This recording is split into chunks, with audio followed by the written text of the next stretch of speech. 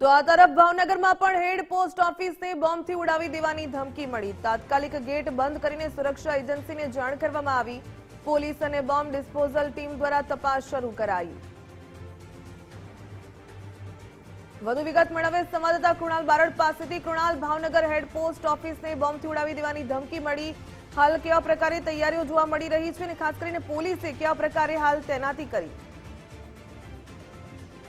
ચોક્કસથી સૌપ્રથમ દ્રશ્યો છે તે બતાડવાના પ્રયત્નો કરી રહ્યા છીએ। જોઈ શકાય છે ભાવિકા કે જે પ્રમાણે જે સુરત બાદ ચોક્કસથી હવે ભાવનગર જે હેડ પોસ્ટ ઓફિસ છે તે હેડ પોસ્ટ ઓફિસને એક મેલ મળ્યો છે અને મેલમાં ચોક્કસથી જણાવવામાં આવ્યું છે કે આ જે પોસ્ટ ઓફિસ છે તેઓને પણ બોમ્બથી ઉડાવી દેવામાં આવશે। તે જ પ્રકારે અત્યારે હાલ જોઈ શકાય કે ચુસ્ત પોલીસ બંદોબસ્ત છે તે અત્યારે અહીંયા ગોઠવાયો છે। સાથે વાત કરીએ તો ફાયર બ્રિગેડ અને સાવચેતીના ભાગરૂપે ભાવનગરનું જે પ્રશાસન છે તે અત્યારે અહીંયા સીધા દ્રશ્યો બતાડી રહ્યા છે। જોઈ શકાય છે કે જે ભાવનગરનું જે તંત્ર છે તે હવે અહીંયા દોડતું થયું છે। બીજી તરફની વાત કરીએ તો ભાવનગર ફાયર વિભાગ જે છે તે ફાયર વિભાગના જે અધિકારીઓ છે, ફાયર વિભાગના જે કર્મચારીઓ છે તે સ્ટેન્ડ ટુ અહીંયા કરાવવામાં આવ્યા છે।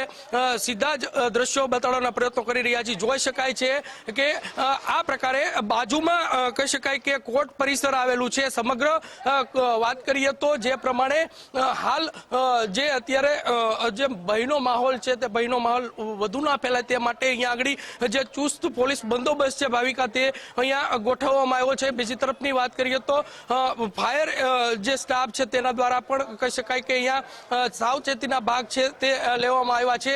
કોઈ અનિચ્છનીય ઘટના ના બને તે માટે ચોક્કસથી અહીંયા આગળ જે પોલીસ છે તે રાઉન્ડ ક્લોક જે બંદોબસ્ત છે તે અત્યારે અહીંયા ગોઠવવામાં આવ્યો છે।